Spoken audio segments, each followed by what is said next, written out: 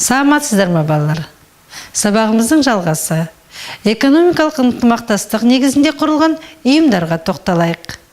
Бірінші, Еуроодақ 1957 жылы құрылды. Штаб-пәтері Брюссель қаласында. Құрамында 27 ел бар. Келесі ұйым АСЕАН, Оңтүстік Шығыс Азия елдерінің ассоциациясы. 1967 жылы құрылды.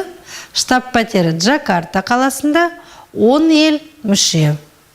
Келесі ұйым ОПЕК, мұнай экспорттаушы елдер ұйымы. 1960 жылы құрылды. Штаб-пәтері Вена қаласында, 12 ел мүше.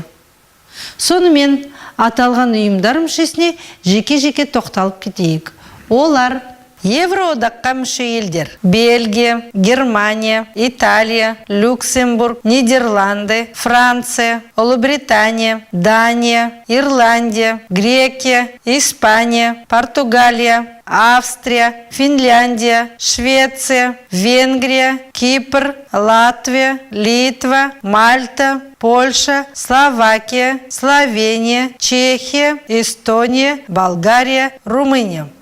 АСЕАН 10 ел мүше: Индонезия, Малайзия, Сингапур, Таиланд, Филиппин, Бруней, Вьетнам, Лаос, Мьянма және Камбоджа. ОПЕК мұнай экспорттаушы елдер ұйымы 12 ел: Алжир, Біріккен Араб Әмірлігі, Ангола, Венесуэла, Ирак, Иран, Катар, Кувейт, Ливия, Нигерия, Сауд Арабиясы және Эквадор.